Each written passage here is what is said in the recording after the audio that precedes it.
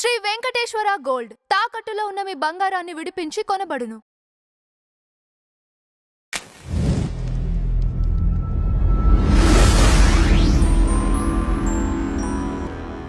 నమస్తే అండి, welcome to tree media devotion. ఈరోజు మనతో హిందూ జనశక్తి అధ్యక్షులు శ్రీ లలిత్ కుమార్ గారు ఉన్నారు. నమస్కారం అండి. నమస్కారం అండి. లలిత్ గారు ఎలా ఉన్నారు?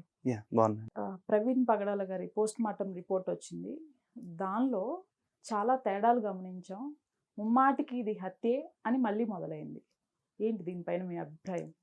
చెప్తున్నా కదండి, ఇప్పుడు నాది కాకపోతే ఢిల్లీ దాకా డేకిస్తానని వెనకట్టుకో సామెత ఉంది. పోయే కుటుంబ పరువు వీళ్ళది కాదు, వచ్చే ఆర్థిక నష్టం వీళ్ళకి కాదు.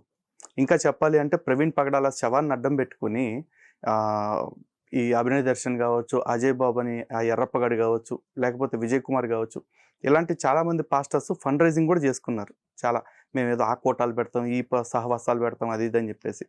కానీ నిజానికి ఆ కుటుంబానికి న్యాయబద్ధంగా రావాల్సిన ఇన్సూరెన్స్ డబ్బులు ఏవైతే ఉన్నాయో యాక్సిడెంట్లో చనిపోయిన వ్యక్తి తాలూకా, ఆ ఇన్సూరెన్స్ డబ్బులు కూడా రాని పరిస్థితి తెచ్చారు చివరికి. ఎందుకంటే అతను దారి పొడవునా తాగుతూ వెళ్ళటం, తాగి చనిపోవటం, అంటే దాన్ని రోడ్డు పక్కన పడిపోయి చనిపోవటం, ఇదంతా పోలీసులు విజువల్స్ ఆధారంగానే ఇచ్చారు. ఊరికే కేవలం పోలీసులు ఇది మర్డర్ కాదు లేదా ఇది మర్డరు అని తేల్చేయాలి అనుకోండి, ఎంతసేపు భాగ్యం, ఓ స్టేట్మెంట్ ఇచ్చేయచ్చు. కానీ పోలీసులు అలా అల్లాటప్ప విచారణ చేయకుండా సుమారు 400 పైచీలకు సీసీ కెమెరాస్ని పరిశీలించి దగ్గర ఒక 150 మంది వ్యక్తుల్ని విచారణ చేసి, ఇదిగో ప్రవీణ్ పగడాల అనే వ్యక్తి ఇలా అధికంగా మద్యం తాగి చనిపోయాడు, డ్రంక్ అండ్ డ్రైవ్ అని చెప్పి నిర్ధారణ చేశారు. వాస్తవంగా చెప్పాలంటే వీళ్ళందరూ హత్య హత్య హత్య అంటున్నారు, ఇంకొంతమంది యాక్సిడెంట్ అంటున్నారు. కానీ నా వరకు నాకు అనిపిస్తుంది ఏంటంటే ఇది హత్య కాదు, యాక్సిడెంట్ కాదండి, ఇట్స్ అ సూసైడ్ అనిపిస్తుంది. ఎందుకంటే ఆయన ఎంత ఫ్రస్ట్రేషన్లో లేకపోతే దాదాపు 500 కిలోమీటర్ల దూరాన్ని బైక్ పైన వెళుతూ అంత అడ్డగోలుగా మద్యం తాగుతాడు. ముందు బీర్లు కొనుక్కున్నాడు, తర్వాత బ్రాందీ కొనుక్కున్నాడు, తర్వాత ఇంకేదో ఏదో కొనుక్కున్నాడు, రమ్మో జిన్నో కొనుక్కున్నాడంట. ఇన్ని రకాల మందులు ఎంత తాగుబోతైతే తాగుతాడు. ఆ రకంగా తాగి తాగి తాగి ఆయన బయలుదేరాడు అంటే ఆయనకి గమ్యం చేరటం ఇష్టం లేదు. ఏదో ఒక రూపేణ ఎక్కడో చోట తన జీవితాన్ని ముగించుకోవాలని అనుకున్నాడు. ఇంకోడైతే 2 చోట్ల పడిపోయినప్పుడు 3వ చోట కంట్రోల్లో లేవని ఎక్కడో చోట రోడ్డు పక్కన ఆగానే పడుకుంటాడు. లేదు ఎవరన్నా దారిలో అటాక్ చేశారు అనుకుంటే ఎవరో ఒక ఫోన్ అడిగి తీసుకుని, లేదు ఏదో ఒక ఎస్టీడీ బూత్కి వెళ్ళైనా సరే, కనీసం పబ్లిక్ ఫోన్ దగ్గరికి వెళ్ళైనా సరే, వాళ్ళకి బాగా కావాల్సిన వాళ్ళకి ఇదిగో నా మీద ఇలా అటాక్ జరిగింది, నాకు ప్రమాదం కనిపిస్తూ ఉంది అని చెప్పొచ్చు. ఏది కాదు అనుకుంటే హైవే పెట్రోలింగ్ వాళ్ళు ఉంటారు, టోల్ గేట్స్ దగ్గర టోల్ గేట్ సిబ్బంది కంప్లైంట్ చేయొచ్చు. లేదు అనుకుంటే 100కి ఫోన్ చేసి చెప్పొచ్చు. ఎవరికి ప్రవీణ్ పగడాల ఫోన్ చేసి చెప్పిన దాఖలాలు ఏం లేవు. పైగా ప్రవీణ్ పగడాల ఫోన్ నుంచి తను స్వయంగా వైన్ షాప్స్కి చేసిన ఫోన్పేలు, ట్రాన్సాక్షన్స్ అవన్నీ ఆ డీటెయిల్స్ కూడా పోలీసులు ఇవ్వటం జరిగింది కదా. అంటే ఇప్పుడు ప్రవీణ్ పగడాల చనిపోయిన తర్వాత ఒకవేళ వాటిని ఫ్యాబ్రికేట్ చేసి ఉంటుంటే ఆ ట్రాన్సాక్షన్ డేట్స్, టైమ్స్ ఇవన్నీ చూడరా. కాబట్టి ప్రవీణ్ పగడాలకి ఏదో చెప్పుకోలేని బాధ ఉంది.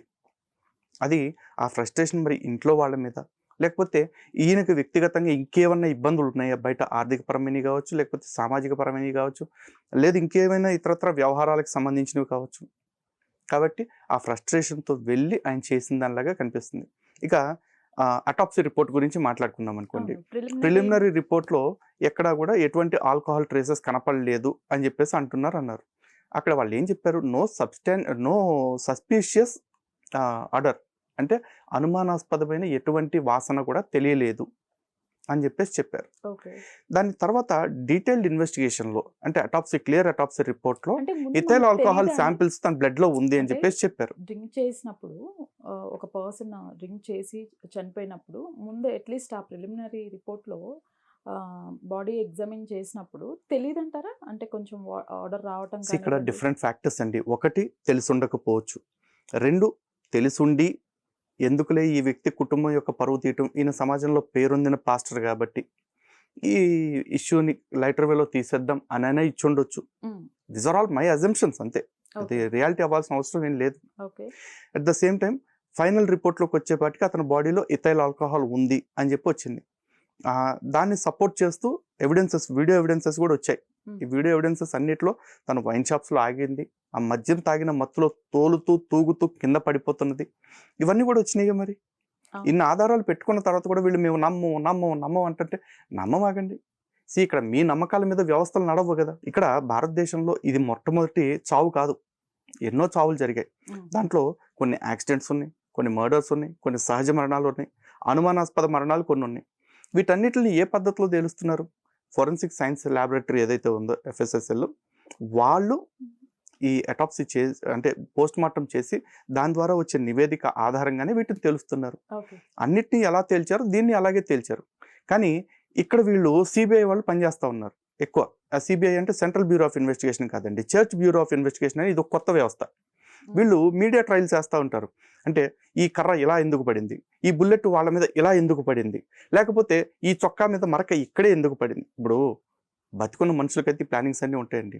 చచ్చిపోయిన శవానికి నేను ఇక్కడిక్కడే గాయాలు పెట్టుకుని చచ్చిపోవాలని తెలియదు. అలాగే బుల్లెట్ అనేది ఒక వస్తువు, దానికి నేను పైకి ఎగిరితే ఇలాగే పడాలి అని దానికి తెలియదు, దాని ఇష్టం వచ్చినట్టు పడిద్ది. కానీ వీళ్ళు ఏమంటారు, బుల్లెట్ అలా పట్టడానికి వెళ్ళేది ఇలాగే పడాలి అంటారు. మరి ఈ థియరీ ఎవరు తయారు చేశారు అంటే నాకు తెలియదు. ఆర్కిమిడిస్ కనిపెట్టాడు, పైథాగరస్ కనిపెట్టాడు తెలియదు.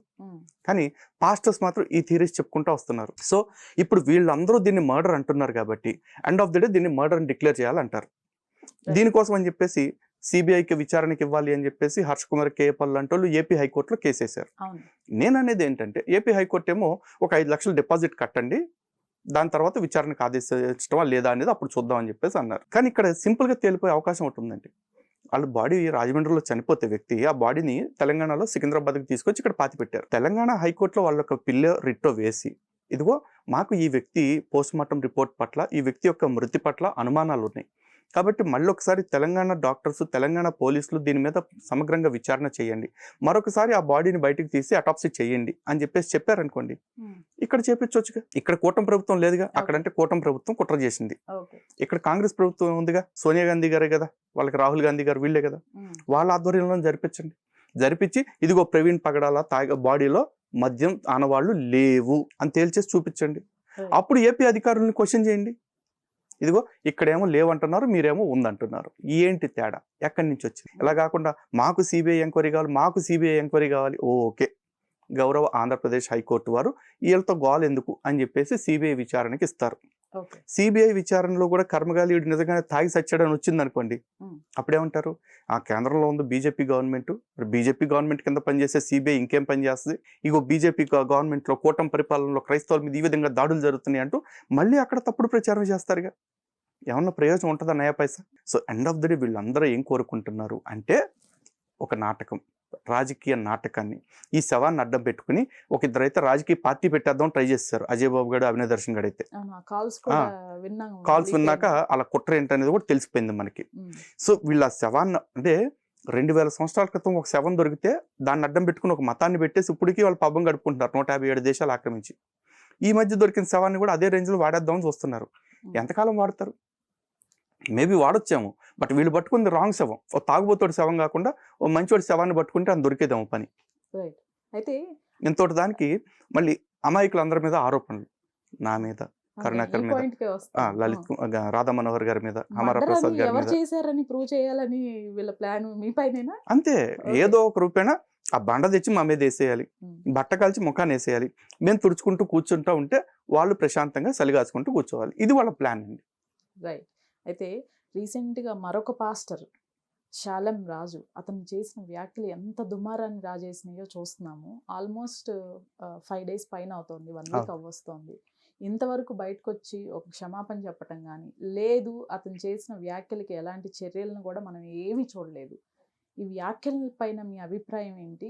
ఎటువంటి చర్యలు ఉండాలంటారు ఇటువంటి వాళ్ళకి?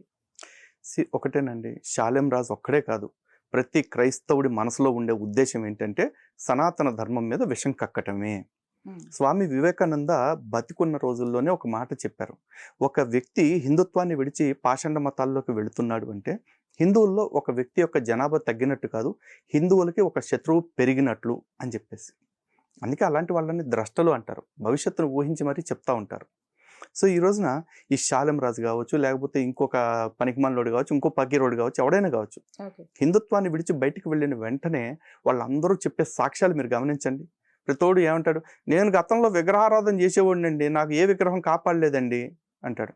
గతంలో నేను ఎన్నో పూజలు చేశాను, ఎంతోమంది దేవతలను పూజ చేశాను, నన్ను ఎవడు కాపాడలేదండి అంటాడు. ఈ గాడిదలకు అర్థం కావాల్సింది ఏంటంటే ఈడు పట్టుకున్న శవం వచ్చి 2000 సంవత్సరాలే, కానీ కొన్ని లక్షల సంవత్సరాల నుంచి మన భారతదేశంలో ఎంతోమంది ఇదే దేవీ దేవతలను ఆరాధిస్తూ, ఇదే యజ్ఞయాగాదుల్ని చేస్తూ, ఇదే ఆచార వ్యవహారాలని పాటిస్తూ మనం బాగుండటం కాకుండా ప్రపంచం మొత్తం బాగుండాలని కోరుకున్నాం. లోకా సమస్త సుఖినోభవంతు అన్నది మాత్రమే సనాతన ధర్మం నినాదం తప్ప ఎవరిని చంపాలి, నా మతం కానోడిని నరికేయాలి, నా మతం కానోడిని బూతులు తిట్టాలి, ఇదేం లేదు. కానీ బైబిల్లో విగ్రహారాధన చేసే వాళ్ళని చంపేయమని, విగ్రహాలని పగలగొట్టేయమని, విగ్రహారాధన చేసే వాళ్ళ బలిపీఠాలను ధ్వంసం చేయమని క్లియర్గా రాసుకున్నారు వాళ్ళ పుస్తకంలో. అలాంటి పుస్తకం పట్టుకున్న వాడికి ఇట్లాంటి దిక్మల ఆలోచనలు, దౌర్భాగ్యపు ఆలోచనలు కాకపోతే ఇంకేమొస్తాయి. పైగా వీడు చెప్తా ఉన్నాడు కదా, ఇగో ఇలా పువ్వులు పెట్టుకోవటానికి వాళ్ళంతా బజారు సంబంధాలు కాదురా అంటున్నాడు. సరే, పువ్వులు పెట్టుకున్న వాళ్ళందరూ బజారు సంబంధాలు అని కాసేపు అన్నాడండి. మరి పువ్వులు పెట్టుకోని వాళ్ళందరూ ఏంటి? ఇప్పుడు మేరీ పువ్వులు పెట్టుకోవాలా, పరిశుద్ధాత్మతో మరి కడుపు చేయించుకోవాలా, భర్త ఉండగా. పెళ్లిగా నాకు ఏమైనా చేశాడు అనుకోండి పరిశుద్ధాత్మ, ఓకే అనుకోవచ్చు. ఆల్రెడీ భర్త ఉన్నామని కన్యగా ఉంచుతూ కడుపు చేశానంటే ఎంతవరకు కరెక్ట్ అది? ఆ పువ్వులు పెట్టుకోవాలా. అలాగే బైబిల్లో చాలామంది గొప్పోళ్ళు ఉన్నారు, ఆడోళ్ళు, ఒక్కళ్ళు కూడా పువ్వులు పెట్టుకోవాలి.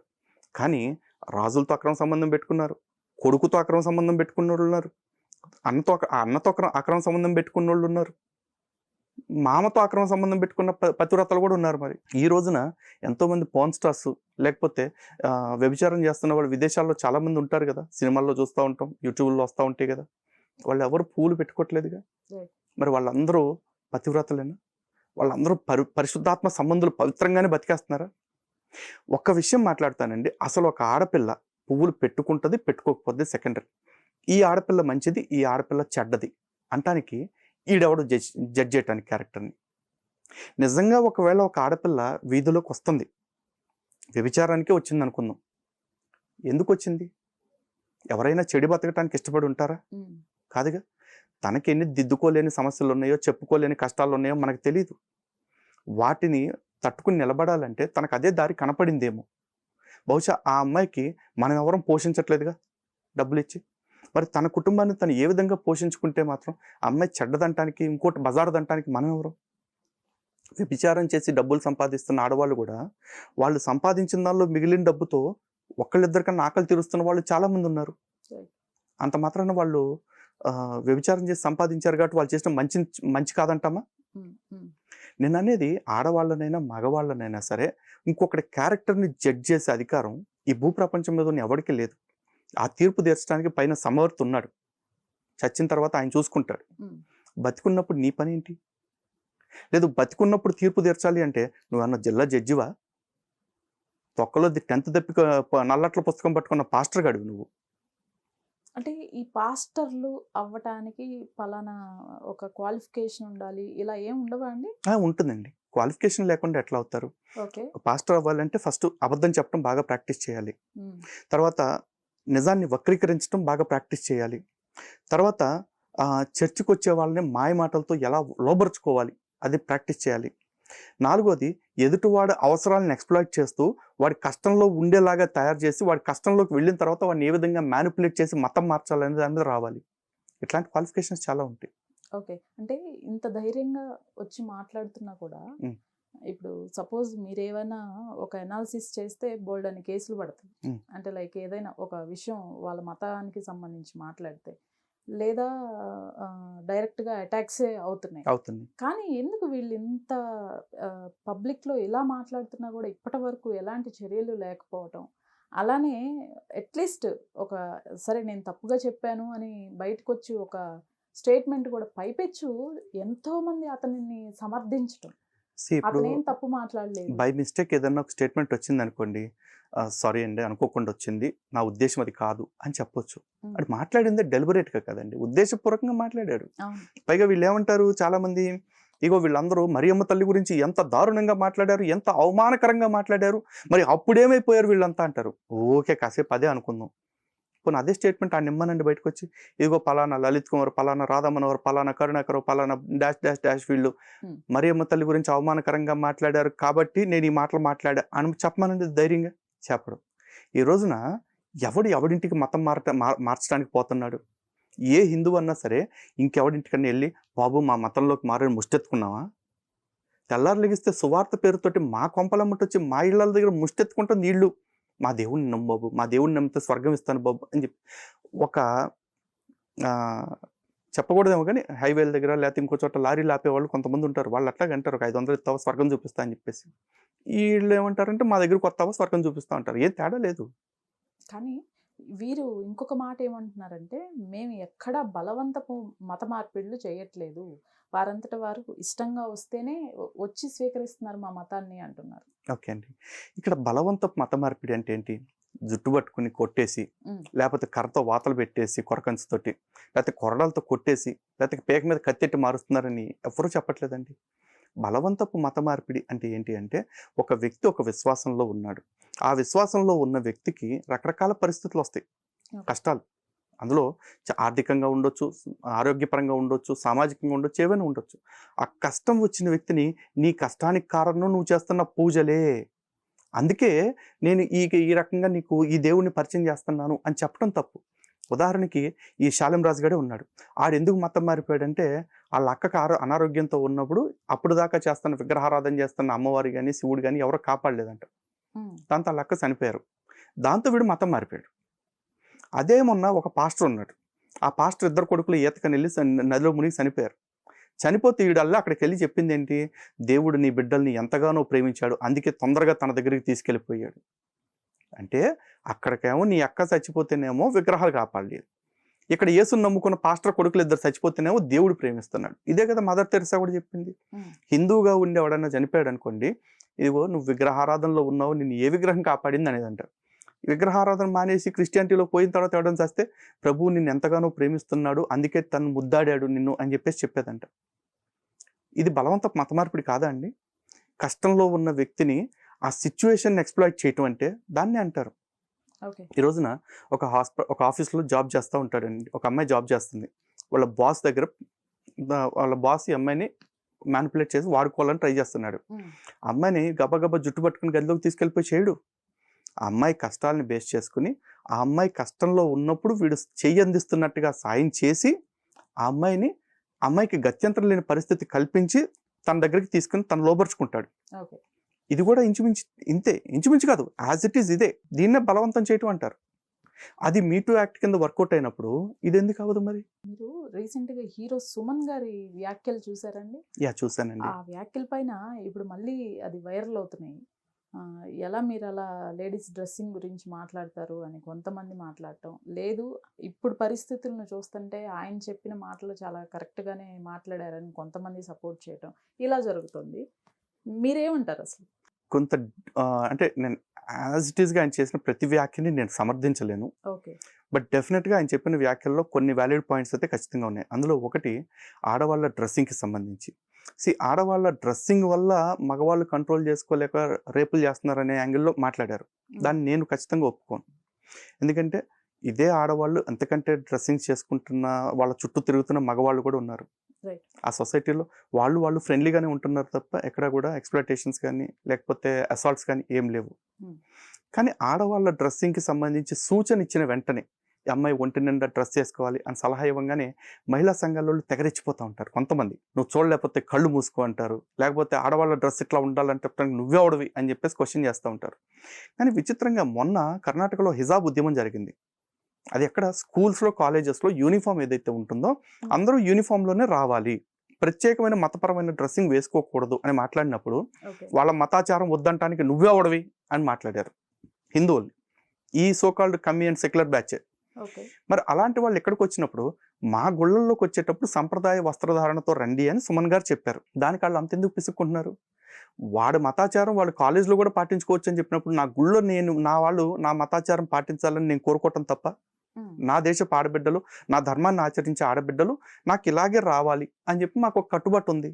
దాని ప్రకారం మేము కోరుకుంటున్నాము. ఒకవేళ మీకు నొప్పిగా ఉందనుకోండి, మిమ్మల్ని గుడికి రమ్మని మేము అంటలేదుగా. అండ్ మరోవర్ ఇంకొకటి, ఆడపిల్లల డ్రెస్ వల్ల అత్యాచారాలు జరుగుతున్నాయి అంటే అది నేను కూడా డినై చేస్తానండి. ఎందుకంటే 60 ఏళ్ళు 70 ఏళ్ళు వచ్చిన ఆడవాళ్ళ మీద అత్యాచారాలు జరుగుతా ఉన్నాయి. 9 నెలల పసిపాప మీద కూడా అత్యాచారం జరిగింది వరంగల్లో. వాళ్ళు ఏం డ్రెస్సింగ్ వేసుకున్నారు? కానీ క్లియర్గా ఒకటైతే చెప్తానండి, ఆడవాళ్ళకి మంచి బట్టలు వేసుకోండి అని చెప్పడం పెద్దవాళ్ళ బాధ్యత. వాళ్ళు వేసుకుంటారా వేసుకోరా సెకండరీ. ఇప్పుడు ఒక సెల్ ఫోన్ కొన్నాం 1 లక్ష రూపాయలు పెట్టి, దానికి ఒక కవర్ వేసుకుంటాం, ఎదరొక స్క్రీన్ గార్డ్ వేసుకుంటాం, లేకపోతే టెంపర్ గ్లాస్ వేసుకుంటాం. ఎందుకంటే కాస్ట్లీ మొబైల్ కాబట్టి, ప్రొటెక్షన్ ఉండాలి కాబట్టి. Right. అరే ఒక ₹1,00,000 ₹2,00,000 మొబైల్కే నువ్వు అంత కష్టపడిపోతున్నావు కదా, ఆడపిల్ల జీవితం అంతకంటే విలువైంది కదా. మరి అటువంటి ఆడపిల్లకి తను పాటిస్తుందా పాటించదా సెకండరీ, అట్లీస్ట్ జాగ్రత్త చెప్పటం అయితే మన బాధ్యతేగా. రోడ్డు మీద వెళ్తున్నామండి, అక్కడ ముళ్ళున్నాయి, అమ్మ అక్కడ ముళ్ళున్నాయి చూసుకుని వెళ్ళు అని చెప్తాం. లేదు నేను ముళ్ళల్లోనే వెళ్తాను అంటే వెళ్ళు, నీ స్వేచ్ఛను ఎవరు అడ్డుకోవట్లా. కానీ నీ స్వేచ్ఛ నీకు గాయాలు చేసిన తర్వాత, ఇదిగో ఈ సమాజం నాకు అన్యాయం చేసింది, నాకు నిర్భయ కావాలి, అభయ కావాలి, దిశ కావాలి అంటూ మాట్లాడొద్దు. ఎందుకంటే పోలీసు వాళ్ళు ఉన్నది మనుషుల్ని రక్షించడానికే, కానీ మనిషికో పోలీస్ అయితే లేడు. జరిగిన తర్వాత కేసు పెడితే ఆ కేసు విచారణ చేయొచ్చు, ఆ విచారణలో తగిన ఆధారాలు దొరకవచ్చు, దొరకకపోనువచ్చు. కొంతమంది విషయంలో అయితే సజ్జనర్ గారు చేసినట్టు ఫట్మన్ ఎన్కౌంటర్ చేసి లేపేస్తారు, చేసిన దానిలో కాదు తర్వాత విషయం. కొంతమంది విషయంలో విచారణ చేసి ఆ తర్వాత ఇంకొక 5 ఏళ్ళు మేపి నిర్భయ కేసులో తీసినట్టు ఉరిదీయొచ్చు. లేదు ఇంకొన్ని కేసుల్లో ఆయేషా మీరా లాంటి కేసుల్లో చూసుకుంటే చేసింది ఎవడో అయితే శిక్ష పడింది ఎవడికో, ఆ శిక్ష అనుభవించేసిన తర్వాత ఓహో ఈడు నిర్దోషి అని అప్పుడు తేలొచ్చు. అంతదాకా తెచ్చుకోవటం కంటే ఎవరి జాగ్రత్తలో వాళ్ళు ఉండటం మంచిది. ఎండలోకి వెళ్ళేటప్పుడు గొడిగేసుకెళ్ళండి అని చెప్పడం ఎంత జాగ్రత్తో. అమ్మ సమాజంలో మృగాళ్ళు ఉన్నారు, ఎందుకంటే మగాళ్ళు అందరూ చెడ్డోళ్ళని నేను అన్ను, కానీ మగవాడి వల్లే అత్యాచారాలు జరుగుతున్నాయి కదా ఆడవాళ్ళకి. ఆ 1% 2% ఆడవాళ్ళ వల్ల మగవాళ్ళ మీద జరుగుతున్న అత్యాచారాలు అయితే చాలా తక్కువ కదా. కాబట్టి మగవాడితోటి మీరే జాగ్రత్తగా ఉండాలి. దీని అర్థం మగ జాతిని తప్పు చేస్తుందని కాదు, మగవాళ్ళ వల్లే అత్యాచారాలు జరుగుతున్నాయి కాబట్టి మీరే జాగ్రత్తగా ఉండాలి. అయితే తిరుపతిలో రీసెంట్గా వేణుగోపాల స్వామి వారి ఆలయానికి ఖచ్చితంగా ₹5 టికెట్ అనేది ఇంట్రడ్యూస్ చేయడం, దానిపైన సాధువుల ఆగ్రహం సోషల్ మీడియాలో వైరల్ అవుతుంది. ఎందుకని ఇలాంటివి కొత్తగా ఇంట్రడ్యూస్ చేసి ఇంకా ఆగ్రహానికి లోనవుతున్నారు? ఒకటి చెప్తున్నా కదండి, మన హిందూ దేవాలయాలని ప్రభుత్వాలు ఎప్పుడో తమ గుప్పెట్లో పెట్టుకున్నాయి, తమ కబ్జాలో పెట్టుకుని వాటిని ఎలా చూస్తున్నాయంటే ఆదాయ కేంద్రాలుగా మాత్రమే చూస్తుంది. ప్రభుత్వం ఏమంటే ఆలయ నిర్వహణ కష్టంగా అయిపోయింది, లేకపోతే ఆర్థిక ఇబ్బందులు ఉంటున్నాయి అని ఏదో సొల్లు రీజన్స్ చెప్తున్నారు. ఏమంటే ఇప్పుడు 8,420 మంది పాస్టర్లకి నెలకి ₹5,000 జీతం ఇవ్వటానికి, 7 నెలల ఎరియర్స్ని ఒకేసారి రిలీజ్ చేయడానికి బాగానే డబ్బులు ఉన్నాయిగా మీ దగ్గర. ఆ గుడికి అయ్యే మెయింటెనెన్స్ నెలకు 2 లక్షలు 3 లక్షలు ఇవ్వటానికి మాత్రం మీ దగ్గర డబ్బులు లేవా? కొన్ని మీ జేబులో డబ్బులు ఇమ్మంటున్నావా? మా డబ్బులేగా. ఒక్క తిరుమల నుంచే సంవత్సరానికి ₹55 కోట్ల కామన్ గుడ్ ఫండ్ తీసుకుంటున్నారు కదా. అందులో 100వ వంతు ఖర్చు పెడితే ఈ ఆలయం యొక్క నిర్వహణ ఒక సంవత్సరానికి వెళ్ళిపోతుంది. ఇలా కాకుండా విజయవాడ దుర్గమ్మ తల్లి గుడి విషయంలో కావచ్చు, సింహాచలం నుంచి కావచ్చు, అన్నవరం నుంచి కావచ్చు, ఇంకా ఎన్నో ఆలయాల నుంచి మీరు కామన్ గుడ్ ఫండ్ తీసుకుంటున్నారు. ఓవరాల్గా మిగతా దేవాలయాలన్నిటి నుంచి కూడా మీకు ఆదాయం బాగానే వస్తుంది. ఈ ఆదాయాల్లో నుంచే గత ప్రభుత్వం చూసుకున్నట్లయితే విద్యా దీవెనని, వాహనమిత్రని, ఆసరా పింఛనని అన్ని పథకాలకి డబ్బులు కూడా వాడుకున్నారు దేవాలయాల నుంచి. మరి మా దేవాలయాలకు ఖర్చు పెడతానికి మాత్రం ఎందుకు మీకు డబ్బులు చేతులు రావట్లే? మా డబ్బులే, మీ ప్రభుత్వ డబ్బులు పైసా ఇమ్మంటలా. ప్రభుత్వానికి మేము కట్టాల్సిన ట్యాక్స్లన్నీ కట్టేసిన తర్వాత మేము హుండీలో వేస్తున్న డబ్బుల్లో నుంచే మీకు వస్తున్న ఆదాయం అది. వాటిల్లో నుంచి ఈ ₹5 మీకు పెద్ద సమస్య అయిపోయిందా? ఈ ₹5 చాలామంది అనొచ్చు, ₹5 ఏంటండి పెద్ద ఇష్యూ అని చెప్పేసి. ₹5 పెద్ద ఇష్యూ కాదండి, కానీ ₹5 పెట్టి నా దేవుణ్ణి నేను ఎందుకు దర్శనం చేసుకోవాలి? ఈ దేశంలో అందరికీ ఉండే మత స్వేచ్ఛ నేను మాత్రం కొనుక్కోవటం ఎందుకు వస్తుంది?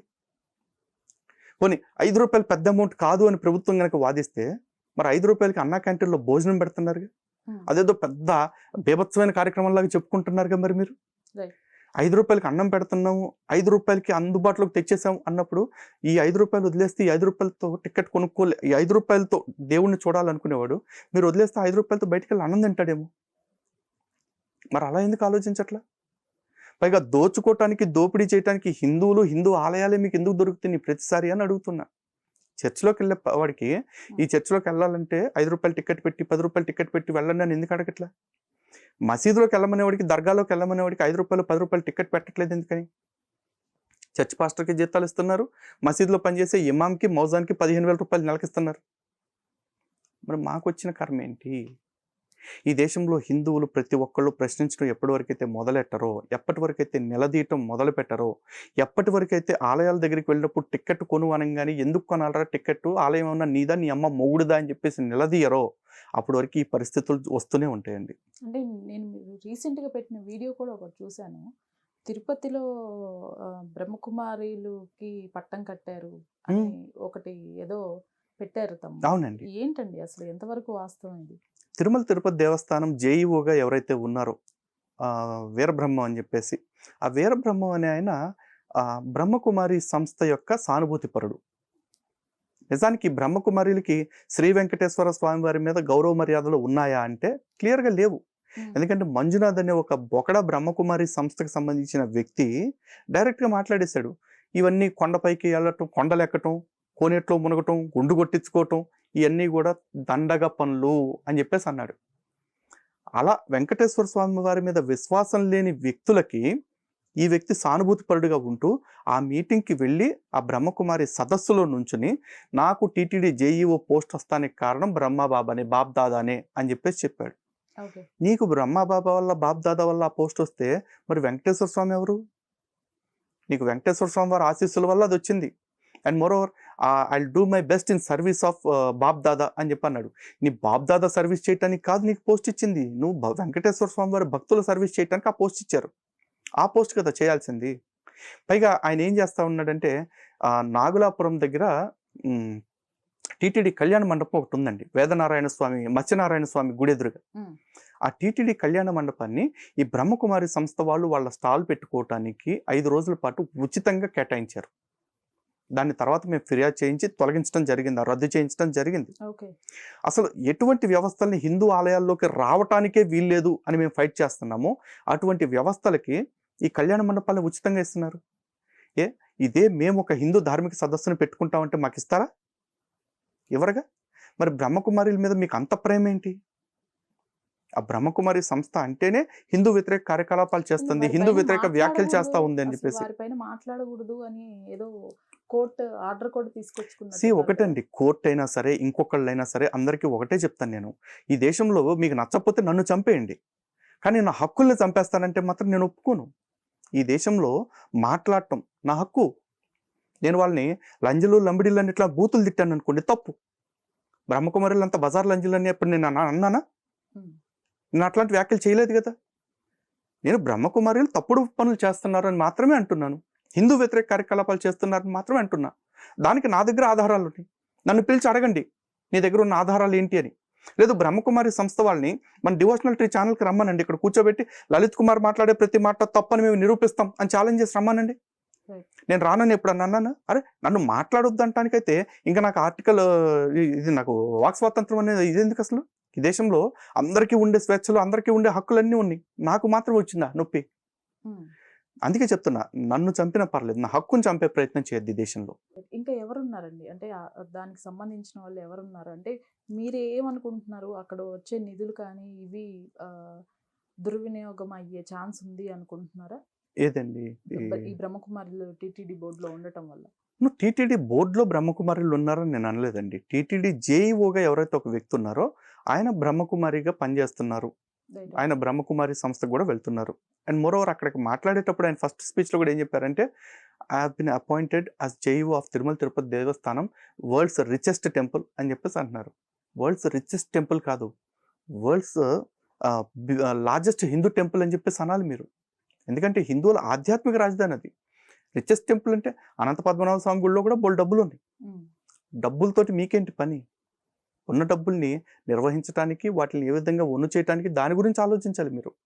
కానీ మీకు ఆ బాధ్యత ఇచ్చింది ఫస్ట్ భక్తుల యొక్క సౌలభ్యాలు, సదుపాయాలు చూడటానికి, ఆలయం యొక్క పవిత్రత, దీన్ని చూడటానికి, పరిపాలన చూడటానికి, అవి చేయాలంతే. అయితే నిన్న యోగా డే జరిగింది 2 days బ్యాక్. నేను కొన్ని వీడియోస్ చూశాను. ఎవరైతే ముస్లిం మహిళలు యోగా చేస్తున్నారో వారిని ఆపేసి మరి వారి ముల్లాలు వచ్చి వెంటనే తీసుకెళ్ళిపోవటం జరిగింది. యోగా ముస్లిమ్స్ చేయకూడదు అని. ఏంటి అంటే నిజంగా ముస్లిమ్స్ యోగా కూడా చేయకూడదా? ఇది హిందువులకు సంబంధించిందా ఈ యోగా అనేది? ఆల్రెడీ పార్లమెంట్లో నుస్రత్ అని ఒక ఎంపీ ఉన్నారు, ఆవిడ గాజులు వేసుకుని వచ్చినందుకు ఆవిడ మీద ఫత్వా ఇచ్చారు. ఇది హిందూ ఆచారాలు పాటిస్తున్న వచ్చో గాజులు వేసుకుని బొట్టు పెట్టుకుని, కాబట్టి ఏం మీద ఫత్వా ఇస్తున్నామని చెప్పి ఫత్వా ఇచ్చారు. గతంలో వందే మాత్రం పాడకూడదని ఫత్వా ఇచ్చారు. ఫత్వా అంటే ఒక ఆజ్ఞ లాగా అనుకోండి, ఒక నోటీస్ లాగా, వాళ్ళ మత పెద్ద ఇచ్చే నోటీసు. దానిలో రకరకాల ఫత్వాలు ఉంటాయి. కొన్ని ఫత్వాల్లో అయితే ఈ పలానా వ్యక్తిని చంపేయండి అనే ఫత్వాలు కూడా ఇచ్చిన సందర్భాలు ఉన్నాయి. సల్మాన్ రష్దీ విషయంలో కావచ్చు, తస్లిమా నస్రీన్ విషయంలో కావచ్చు, ఇట్లాంటి వాళ్ళ విషయంలో. ఇక చివరికి కొన్ని దేశాల్లో అయితే ఆడవాళ్ళు నెయిల్ పాలిష్ వేసుకోవటం కూడా ఫత్వాలు ఇచ్చారు. నెయిల్ పాలిష్ వేసుకోవటానికి వీల్లేదు అని. సో అటువంటి ఫత్వాలు ఇవ్వటం వాళ్ళకి కొత్త ఏం కాదు. వాళ్ళు యోగా అనేది ఆరోగ్యానికి సంబంధించింది, కానీ ఆ ఆరోగ్యానికి సంబంధించిన యోగాని కూడా వాళ్ళు పాటించొద్దు అన్నారు. కానీ సిగ్గులేని హిందువులు మాత్రం వాళ్ళ దర్గాలకు వెళ్తారు, మోకాళ్ళ దండేస్తారు. రాజకీయ నాయకులు ఉంటారు, వాళ్ళ సభలకు వెళ్తారు, టోపీలు పెడతారు, చెద్దర్లు కప్పుకుంటారు. అంటే వాడు మన మతాచారాన్ని కాదు, కనీసం మన ఆరోగ్య ఆచారాన్ని, భారతీయ సంప్రదాయాన్ని కూడా పాటించనివాడు. మనం మాత్రం వెళ్ళి పూర్తిగా వాళ్ళ మతాచారాలను పాటించాలని కోరుకుంటారు. ఇది ఎక్కడ సెక్యులరిజం అనేది? ఈ సెక్యులర్ మాటలు మాట్లాడుతున్న సన్నాసులు కొంతమంది ఉంటారు చూడండి, వాళ్ళు చెప్పాలి. దీనికి మీరు నేను మాట్లాడుకునే ఎక్కువ ప్రయోజనం లేదు. కానీ ఈ హలాల్ అనేది ఒకటి ఇంట్రడ్యూస్ చేసి ఈవెన్ ఇప్పుడు రెస్టారెంట్స్లో కూడా this food is halal certified అని చెప్పేసి నోటీస్ బోర్డు ఒకటి పెట్టడం జరుగుతుంది. ఏంటి అసలు ఈ హలాల్ మీనింగ్ ఏంటండి? నిజానికి హలాల్ అంటే ఇస్లాం ప్రకారం చూసుకుంటే ఆమోదించబడినది. ఈ హలాల్కి ఆపోజిట్ ఏంటంటే హరామ్ అండి, అంటే ఆమోదించబడనిది. సో ఈ హలాల్లో ఫస్ట్ ఎట్లా ఉండేదంటే జంతువుల్ని మాత్రం హలాల్ చేసేవాళ్ళు. అంటే జంతువులు అంటే ఏంటి? ఇప్పుడు ఒక మేకని కొయ్యాలి అనుకున్నారు అనుకోండి, ఆ మేకని కిబ్లా అని ఉంటుంది. అంటే మక్కాలో ఏదైతే వాళ్ళ కట్టడం ఉంటుందో దాన్ని కిబ్లా అంటారు. ఆ మక్కా దిశగా దాని తలను పెట్టి సగం మెడ కొయ్యాలి. సగం మెడ కోసి దాని ఒంట్లో నుంచి బ్లడ్ మొత్తం బయటకు వచ్చేస్తూ ఉన్నప్పుడు వాళ్ళు బిస్మిల్లా చదువుతారు, కుర్బానీ చేయటం అని చెప్పేసి అంటారు. ఆ తర్వాత ఒంట్లోంచి బ్లడ్ మొత్తం బయటకు వచ్చేసిన తర్వాత మిగతా మెడను కూడా కట్ చేసి అప్పుడు మాంసం కొడతారు.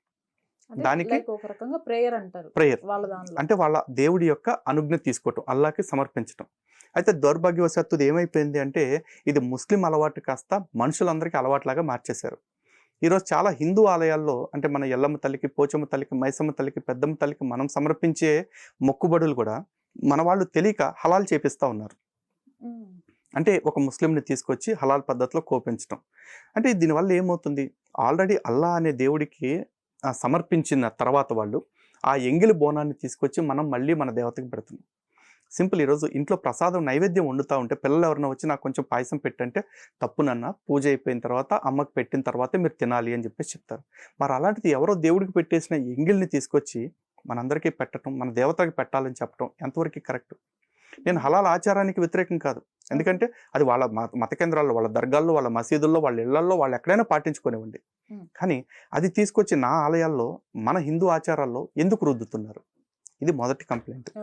రెండోది, హలాల్ అనేది ఏ విధంగా ప్రపంచానికి ప్రమాదకరంగా తయారవుతుంది అంటే ఒకప్పుడు జంతువులకి మాత్రమే సంబంధించింది అయితే ఇప్పుడు ప్రతి వ్యాపార వస్తువుకి సంబంధించి చివరికి కందిపప్పు, మినప్పప్పు, పెసరపప్పు ఇవి కూడా హలాల్ సర్టిఫైడ్ అవుతున్నాయి. అంటే ప్రపంచ దేశాలకు ఎక్స్పోర్ట్ చేయాలంటే హలాల్ సర్టిఫైడ్ అయితేనే అవుతా ఉన్నాయి. అలాంటి హలాల్ మార్కెట్ ఈ రోజున $2.9 ట్రిలియన్ ఉందండి గ్లోబల్గా. ఇది expected to be $5.7 trillion by the end of 2025 అంటున్నారు. అంత పెద్ద ఆర్థిక వ్యవస్థగా మారుతా ఉంది. ఇంత పెద్ద ఆర్థిక వ్యవస్థ ఎవరి చేతుల్లో ఉంది? హలాల్ సర్టిఫికేషన్ గవర్నమెంట్ సర్టిఫికేషనా? కాదు. జమాయత్ ఉలైమా హింద్ అని చెప్పేసి ఇట్లాంటి ఒక 2-3 ఆర్గనైజేషన్స్ ఉన్నాయి, వాళ్ళు ఇస్తున్నారు. ఈ రోజున భారత ప్రభుత్వం ఆల్రెడీ FSSAI అని చెప్పేసి ఒక సర్టిఫికేషన్ ఇస్తుంది, food safety and standards authority of India అని చెప్పేసి. ఈ food safety and standards authority of India certification ఉండగా కూడా మాకు ఈ సర్టిఫికేషన్ కాదు, మాకు హలాల్ సర్టిఫికేషన్ కావాలి అని ప్రపంచ దేశాలు అడుగుతున్నాయి అంటే భారతదేశపు సర్టిఫికేషన్ వ్యవస్థని తొంగలో తొక్కినట్టేగా. దీనివల్ల మన దేశపు సార్వభౌమాధికారాన్ని తక్కువ చేస్తున్నట్టుగా అనిపించట్లే మనకి. అంటే ప్రభుత్వం ఇచ్చే స్టాంపింగ్ కంటే ఒక మత సంస్థ ఇచ్చే స్టాంపింగ్ అంత ఇంపార్టెంట్ అయిపోయిందా? దీనిలో చాలా పెద్ద పెద్ద సంస్థలు కూడా ఆ సర్టిఫికేషన్ తీసుకుంటా ఉన్నాయి. మరి ఆ డబ్బంతా ఈ సంస్థలు ఏం చేస్తూ ఉన్నాయి అంటే, ఒకటి వ్యాపార జిహాద్ చేస్తూ ఉన్నాయి, రెండు తీవ్రవాద కార్యకలాపాల్లో పాల్గొన్న వ్యక్తులకి న్యాయ సహాయాన్ని అందించడానికి వినియోగిస్తూ ఉన్నాయి డబ్బులు, మూడు లవ్ జిహాద్ ప్రోత్సహించడానికి కూడా ఈ డబ్బులు వినియోగిస్తున్నారట. మరి ఇంత పెద్ద ఆర్థిక వ్యవస్థ ప్రైవేట్ వ్యక్తుల చేతుల్లోకి వెళ్ళటం అంత శ్రేయస్కరమా? మేము కోరుకునేది ఒకటే, ఎయిదర్ ఈ ఎక్స్పోర్ట్ వాటికి కంపల్సరీ హలాల్ సర్టిఫికేషన్ కావాలి అంటే ఈ హలాల్ సర్టిఫికేషన్ గవర్నమెంట్ నుంచి ఇప్పించండి, ఆ డబ్బు గవర్నమెంట్కి కట్టండి. లేదు అసలు ఈ హలాల్ సర్టిఫికేషన్ ఉండదు, మా దేశంలో ఒకటే సర్టిఫికేషన్ FSSAI గవర్నమెంట్ సర్టిఫై చేసిందంటే this is the purest thing. మేము అబ్జర్వ్ చేసింది ఇదే అని చెప్పేసి గవర్నమెంట్ని ఒక డిక్లరేషన్ ఇవ్వమని చెప్పండి, స్టేట్మెంట్ ఇవ్వమని చెప్పండి, అంతే. ఇది మేము కోరుకుంటుంది. ఇంకా ఇస్లాం ప్రకారం చూసుకుంటే హలాలు హరాం గురించి చూసుకుంటే ఇస్లాం ప్రకారం చాలా వాటికి హలాల్ ఉంది. ఉదాహరణకి వాళ్ళ గ్రంథంలోనే వాళ్ళకి ఎవరిని హలాల్ చేయబడ్డారు అంటే ఎవరిని ఆమోదించబడ్డారు అని చెప్పి చూసుకుంటే ఒక వచనంలో నీ అంటే ప్రవక్త గారికి ఇచ్చిన వాళ్ళ దేవుడు ఇచ్చిన పర్మిషన్ ఏంటంటే నీ పినతల్లి కూతురు, నీ పినతండ్రి కూతురు, నీ మేనత్త కూతురు, నీ మేనమామ కూతురు, నీ ఏలుబడిలోకి వచ్చిన ఎవరైనా స్త్రీ అంటే నీకు అందరూ స్త్రీలందరినీ ఆమోదించదగిన వారిగా చేశాను కాబట్టి నీకు నచ్చిన వారిని వివాహం చేసుకోవచ్చు అని చెప్పారు. అంటే ఇప్పుడు ఆ హలాల్ పద్ధతి అనేది ఎవరికి సంబంధించింది? ఆహారం విషయంలో అయినా, మనుషుల విషయంలో అయినా, వస్తువుల విషయంలో అయినా సరే అది ముస్లింలకు మాత్రమే సంబంధించింది. వాళ్ళు నిరభ్యంతరంగా వాళ్ళ ఇళ్లల్లో, వాళ్ళ గుళ్ళల్లో, వాళ్ళ మసీదుల్లో, వాళ్ళ దర్గాల్లో పాటించుకోవచ్చు. దాన్ని తీసుకొచ్చి మన మీద రుద్దొద్దు. ఇది మాత్రం మేము కోరుకునేది. ప్రపంచవ్యాప్తంగా మతాల గురించి ఒక నివేదిక రిలీజ్ అయిందండి, ఒక 1 month బ్యాక్ ఏమో అనుకుంటా. ప్రపంచవ్యాప్తంగా ఇస్లాం మతం అనేది అతి వేగంగా అభివృద్ధి చెంది అవును. నెంబర్ 1 పొజిషన్లో ఉంటే, నెంబర్ 1 పొజిషన్లో ఉన్న క్రిస్టియన్ మతంలో సంఖ్య తగ్గి నెంబర్ 2 పొజిషన్కి వచ్చారు. అలానే హిందువుల్లో ఎటువంటి మార్పు అంటే పెరగటం లేదు, తరగటం లేదు, తటస్థంగా ఉన్నారు అని ఒక నివేదిక రిలీజ్ చేసింది. ఏంటంటారు రీజన్ అంత? యాక్చువల్లీ హిందువుల్లోనే ఎక్కువ మత మార్పుళ్ళు ఇవి చూస్తుంటాం. బట్ ఈ అవును. ముస్లిమ్స్ ఎవరైతే ఉన్నారో వాళ్ళుగానే ఉంటారు కానీ వేరే మతంలోకి వెళ్ళటం కానివ్వండి. లేదండి. యాక్చువల్లీ ఈ నివేదికలన్నిటిని కూడా అంత అథెంటికేటెడ్‌గా మనం తీసుకోలేం. కారణం ఏంటంటే ప్రపంచవ్యాప్తంగా చూసుకుంటే ఇస్లాం ఎంత స్థాయిలో పెరుగుతుందో ఎక్స్ ముస్లిం జనాభా కూడా అంతే స్థాయిలో పెరుగుతూ ఉంది. అంటే ఇస్లాంని విడిచిపెట్టి బయటకు వస్తున్న వాళ్ళ సంఖ్య కూడా అంతే స్థాయిలో పెరుగుతుంది. కానీ ఇస్లాం వ్యాప్తి ఎక్కువగా ఉంది. కారణం ఏంటంటే ఇస్లాం అనేది గన్నును ఎక్కువ నమ్ముకుంది. ప్రపంచవ్యాప్తంగా మీరు చూడండి, ఐసిస్ కావచ్చు, అల్ఖైదా కావచ్చు, తాలిబాన్ కావచ్చు, జైషే మహమ్మద్ కావచ్చు, లష్కర్ తైబా కావచ్చు, వీళ్ళంతా ఏం చేస్తున్నారు? మతం కోసం యుద్ధమేగా చేస్తూ ఉంది. అలా వాళ్ళు ప్రాణభయం పెట్టి ఎక్కువగా ప్రలోభ పెట్టి, ఇంకా చెప్పాలంటే ఈ హలాల్ డబ్బులు చెప్పాను కదా ఇందాక, ఈ హలాల్ ఎకానమీని వాడుతూ లవ్ జిహాదులు చేస్తూ, లేకపోతే మరో రకమైన జిహాదులు చేస్తూ వీళ్ళ మత వ్యాప్తిని చేసుకుంటూ వెళ్తూ ఉన్నారు. అందువల్ల కాస్త వ్యాప్తి ఎక్కువగా కనపడుతుంది. కానీ విరుగుట కొరకే అని చెప్పేసి వీళ్ళు ఎంత స్పీడ్గా పెరుగుతున్నారో అంత స్పీడ్గా డౌన్ఫాల్ కూడా అయిపోతారు. ఎందుకంటే దాంట్లోకి వెళ్ళిన తర్వాత ఆ మానసిక ఉన్మాద స్థితి ఏదైతే వస్తుందో దాని నుంచి తట్టుకోలేక చాలామంది ఆ ఒత్తిడిలోంచి బయటకు వచ్చేద్దామని ఎక్స్ ముస్లిమ్స్గా మారిపోతూ ఉన్నారు. ఓకే. ఇప్పుడు హిందువుల పరిస్థితి ఏంటండి? అంటే వీళ్ళు తటస్థంగానే ఉండటం నిజమేనంటారా ఆ నివేదిక ప్రకారం? తటస్థంగా ఉండటం అంటే హిందువులు మారకపోవటం అని కాదండి. ఇక్కడ మారేవాళ్ళు మారుతూ ఉన్నారు. కానీ వివిధ ప్రపంచ దేశాల్లో ఉంటున్న వాళ్ళు చాలామంది కృష్ణ భక్తి వైపు కావచ్చు, లేకపోతే శివభక్తి వైపు కావచ్చు, అమ్మవారి పట్ల కావచ్చు ఆకర్షితులైపోయి ఎంతోమంది విదేశీయులు హిందూ ధర్మంలోకి వస్తూ ఉన్నారు. రీసెంట్గా చూసుకున్నట్లయితే ఎంతోమంది విదేశీయులకి పద్మశ్రీలు కూడా వచ్చింది. మొన్న అమెరికన్ ఈయన పండిట్ వామదేవ్ శాస్త్రి గారు, డేవిడ్ ఫ్రాలే గారికి పద్మశ్రీ వచ్చింది. ఆ తర్వాత గ్లోరియా అరీనా గారికి జర్మనీ నుంచి ఆవిడకి వచ్చింది. తర్వాత మొన్న రీసెంట్గా బ్రెజిల్కి సంబంధించిన ఒక ఆయనకి పద్మశ్రీ వచ్చింది భగవద్గీత విషయంలో ప్రచారం చేస్తూ ఉన్నందుకు. మరి వీళ్ళంతా ఎవరండి? ఇలా దేశ విదేశాలు, ఇప్పుడు రష్యాలో హిందూ మతం అనేది చాలా పీక్ స్టేజ్లోకి వెళ్తూ ఉంది. కృష్ణ భక్తి వైపు చాలా మంది వస్తూ ఉన్నారు. అయితే మతాన్ని అడ్డు పెట్టుకొని రాజకీయం చేస్తే ఊరుకోము, ఇక్కడ పెరియార్ సిద్ధాంతాలని నమ్ముకున్న ప్రజలు పిచ్చివాళ్ళు కాదు అని సత్యరాజ్ గారు డైరెక్ట్గా పవన్ కళ్యాణ్ గారి పైన కామెంట్స్ చేశారు. దీనిపైన మీ అభిప్రాయం ఏంటి? దానిపైన అభిప్రాయం ఏముంటుందండి? మతాన్ని అడ్డు పెట్టుకుని రాజకీయం చేస్తుందే ఈ ద్రవిడ పార్టీలు. హిందూ మత వ్యతిరేక రాజకీయం చేస్తుంది వాళ్ళు. ఇప్పుడు మరి మతాన్ని అడ్డు పెట్టుకుని రాజకీయం చేస్తే ఒప్పుకోను అన్నాడు కదా సత్యరాజు. స్టాలిన్ కొడుకున్నాడు ఉదయనిధి స్టాలిన్, సనాతన ధర్మాన్ని నిర్మూలించేస్తాం అని చెప్పేసి చెప్పాడు. మరి ఇది మతాన్ని అడ్డు పెట్టుకుని రాజకీయం చేయటం కదా? ఎవరిని సాటిస్ఫై చేయటం కోసం ఒక మతాన్ని నిర్మూలిస్తాను అనే మాట వాడాడు వాడు. మరి ఆ రోజున సత్యరాజు నోట్లో ఎవరితో పెట్టుకున్నాడు? ఆ రోజు మాట్లాడ్డా? ఈరోజు పవన్ కళ్యాణ్ వెళ్ళి మాట్లాడేపాటికి వాళ్ళకి పంచెలు తడిసినాయి. తమిళనాడు మొత్తం ఎక్కడ మళ్ళీ ధర్మం వైపు వచ్చేస్తుందో, ఈ పెరియార్ వాదాన్ని ఎక్కడ తుంగలో తొక్కేస్తుందో. పెరియార్ వాదాన్ని ఇప్పటికే మురికాలలో తొక్కేశారు చాలా చోట్ల. పెరియార్ అనేది అదొక పనికిమాలిన వాదం కదండి, నాస్తికవాదం అనేది. అది ఫస్ట్ ఆఫ్ ఆల్ వీళ్ళు ఎవరు నాస్తికులు కాదు. ఫస్ట్ ఆఫ్ ఆల్ నాస్తికాన్ని ముసుగేసుకుని బతుకుతున్నారు. వీళ్ళంతా హిందూ ద్రోహులు, హిందూ వ్యతిరేకులు, దేశ వ్యతిరేకులు. అంటే నేను ఇంకొకటి కూడా విన్నాను. ఈ పెరియార్ అనే వ్యక్తి సొంత కూతుర్నే పెళ్లి సొంత చేసుకున్నారు. కూతురు కాదు, దత్తత దత్తత కూతురా? దత్తత తీసుకున్న కూతుర్ని చిన్నప్పుడు దత్తత తీసుకుని పెంచుకొని పెద్ద అయిన తర్వాత ఆమెను వివాహం చేసుకున్నాడు. ఓకే. ఆయన సిద్ధాంతాలను వీళ్ళు ఫాలో అవుతున్నారు. ఫాలో ఈ అవుతున్నారు పార్టీ వాళ్ళు. అంతే. రైట్. ఓకే. అంటే వీరి ఇళ్లలో కూడా సేమ్ ఇలానే ఉంటుందా అండి? ఏ దేవుడిని అంటే నమ్ముకుంటే నేను పెరియారు విన్న దాని ప్రకారం పెరియార్ ఒక చిన్న స్టోరీ చెప్పాడండి. అసలు ఓకే. పెరియార్ ఎంత ఆ, మూర్ఖత్వం కలిగిన వ్యక్తి అనేది ఆ ఒక్క స్టోరీతో అర్థమైపోద్ది. ఉమ్, ఒకసారి చిన్నప్పుడు వాళ్ళ ఇంట్లో వినాయకుడి పూజ బాగా చేసేవాళ్ళట. ఓ రోజున వాళ్ళ అమ్మగారు వినాయకుడి విగ్రహం మీద బొద్దింక పాకుతూ ఉంటే వాళ్ళ అమ్మగారు ఆ దేవుడి విగ్రహం మీద బొద్దింక ఉంది పక్కకు తరిమే అని చెప్పేసి అంటే ఆయన తరిమేసి అప్పుడు ఆలోచించాడట. ఓహో, ఈ విగ్రహం తన ఒంటి మీద ఉన్న పురుగునే తొలగించుకోలేకపోయింది, నా పాపాలు ఎలా తొలగిస్తుంది అని చెప్పి అప్పటి నుంచి దేవుడిని నమ్మటం మానేశాడట. సింపుల్ అండి. ఇప్పుడు ఒక చిన్న పిల్లోడు ఉన్నాడు. వాళ్ళ తల్లి ఆ పిల్లోడు మల విసర్జన చేస్తున్నాడు కదా అని చెప్పేసి మల విసర్జన చేసిన పిల్లోడు వాళ్ళ అమ్మ ఒంటి మీదకి వస్తున్నాడు అనుకోండి, మంచం మీద పడుకున్నప్పుడు ఏ చిచ్చి చిచ్చి దూరంగా జరుగు అని అంటదా? తన బిడ్డను అంటదా? ఎందుకంటే తన బిడ్డ ఎలా ఉన్నా సరే తనకు మురిపంగానే ఉంటుంది. ఈ రోజున భగవంతుడి దృష్టిలో కేవలం మనుషులు మాత్రమే భగవంతుడి యొక్క బిడ్డలు అనుకుంటాం మనం. కాదండి. ఆ బ్రహ్మకీట జనని వర్ణాంతర వ్యవస్థిత లలిత సహస్రనామంలో చెప్తారు. ఆ బ్రహ్మదేవుడి నుంచి చిన్న పురుగు దాకా మొత్తం అన్నిటికీ ఆ తల్లే జనని. మరి ఆ తల్లి ఒక పురుగు నా ఒంటి మీదకి వచ్చిందని ఎందుకు దులిపేసుకుంటుంది? నన్ను ఏ విధంగా బిడ్డగా చూస్తుందో ఆ బొద్దింకని బిడ్డగానే చూస్తుంది. లేకపోతే ఇంకా అంతకంటే నీచమైన పురుగులు ఏవైతే ఉంటే వాటిని కూడా సమానంగానే చూస్తుంది. భగవద్గీతలో స్వామి చెప్పింది కూడా అదే కదా. విద్యా వినయ సంపన్నే బ్రాహ్మణే గవిహస్తిన సునిచైవ స్వపాకే పండిత సమదర్శన అని చెప్పేసి చెప్పారు. ఒక మంచి విద్యా వినయ సంపన్నుడైన బ్రాహ్మణుని కావచ్చు, ఏనుగుని కావచ్చు, ఆవుని కావచ్చు, కుక్కను కావచ్చు, కుక్క మాంసం తినేవాడిని కావచ్చు, అందరినీ సమదృష్టితో చూడాలి అని చెప్పారు కదా. రైట్. మరి ఈ మాత్రం అర్థం చేసుకోలేక దేవుడి మీద వ్యతిరేకత పెంచుకున్నాడు పెరియార్. అలాంటి పెరియార్ది ఒక జ్ఞానం అని చెప్పటం, పెరియార్ సిద్ధాంతం అని చెప్పుకోవటం, ఆ కామెడీ ఏంటో సత్యరాజ్కే తెలియాలి. మరి ఫైనల్ గా మీ ఛానల్లో నేను ఒక సాంగ్ రిలీజ్ అవ్వటం చూసానండి నిన్ననే. వైరల్ కూడా అవుతున్నట్లు. అవును. ఏంటిది దీని వెనక మీ ఆలోచన ఏంటి? అందరినీ ఐక్యం చేయాలని ఈ సాంగ్స్ ఇవి చేయిస్తున్నారా లేకపోతే ఏంటి అసలు? అవునండి. ఇప్పుడు మొత్తంగా హిందూ జనశక్తి తరఫున ఒక 6 సాంగ్స్ చేయించాం మేము. ఒక్కొక్క సాంగ్ రిలీజ్ చేస్తూ ఉన్నాము. ఇది ఫస్ట్ ఈ సాంగ్. ఫస్ట్ సాంగ్ అండి. ఓకే. ఈ సాంగ్స్ యొక్క ఉద్దేశం ఒకటే, హిందూ సమాజం మొత్తాన్ని ఉత్తేజిత చేయాలని చెప్పేసి, ఒకటి చైతన్యపరచాలని చెప్పేసి. దానికి పాట అనేది ఒక గొప్ప సాధనం నేను నమ్ముతాను మొదటి నుంచి కూడా. ఈ పాట ఎన్నో ఉద్యమాలని నిర్మించింది పాట. అటువంటి పాటల్ని హిందూ సమాజానికి కొన్నైనా అందించాలి హిందూ జనశక్తి తరఫున అనేది మా యొక్క ఆలోచన.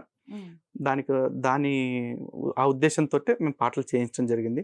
ప్రతి పాట కూడా ఒకదాన్ని మించింది ఒకటి చక్కగా ఉత్తేజపూరితంగా వచ్చినాయి. ఒకటొకటి స్లోగా రిలీజ్ చేస్తుంటామండి. ఫస్ట్ సాంగ్ రిలీజ్ అయింది, ఎలా ఉంది స్పందన?